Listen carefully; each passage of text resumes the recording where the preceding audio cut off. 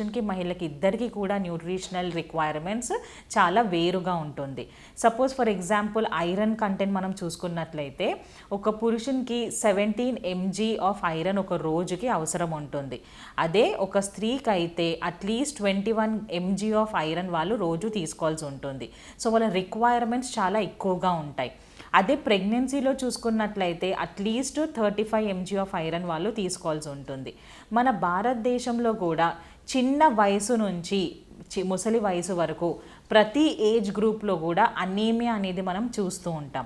So అది చిన్న వయసులో కానీ, అది ప్యూబర్టీ టైంలో అవ్వచ్చు, టీనేజ్లో అవ్వచ్చు, ప్రెగ్నెన్సీలో, లాక్టేషన్లో, మిడిల్ ఏజ్డ్ ఉమెన్, మెనోపాజ్లో ఏ ఏజ్ గ్రూప్ తీసుకున్నా సరే ఐరన్ తక్కువగా ఉంటుంది, అంటే అనీమిక్ ఉంటారు వాళ్ళు. సో వాళ్ళ సెల్ఫ్ కేర్ అనేది వాళ్ళు చూసుకుంటూ ఉండాలి.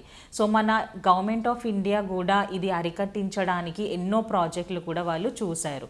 సో అందులో ఒకటి anaemia Mukt Bharat. So almost a age group తీసుకున్నా కూడా 50% of the women are anaemic. So అందుకని ఇలాంటి ప్రాజెక్ట్ తీసుకొని అవేర్నెస్ పెంచి దాన్ని వాళ్ళు క్యూర్ చేస్తున్నారు.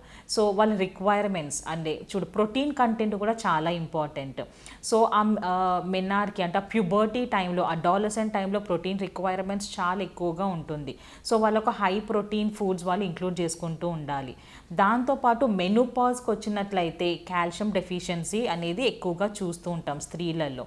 సో కాల్షియం కోసం మనము ఎక్కువ కాల్షియం ఫుడ్స్ తీసుకోవాల్సి ఉంటుంది. అంటే ఆస్టియోపోరోసిస్ కానీ ఇవన్నీ అరికట్టించాలి అంటే ఎక్కువ రకంగా కాల్షియం ఫుడ్స్ అంటే పాలు, పెరుగు, నాన్ వెజ్ ఇలాంటివన్నీ వాళ్ళు ఇంక్లూడ్ చేసుకుంటూ, వైటమిన్ డి కూడా చాలా important. So enough vitamin D ఉంటేనే కాల్షియం అనేది బాడీలో అబ్జార్బ్ అవుతుంది. కాబట్టి వాళ్ళు ఈ 2 న్యూట్రియంట్స్ కూడా ఎక్కువగా వాళ్ళ డైట్లో ఇంక్లూడ్ చేసుకుంటే చాలా మంచిది.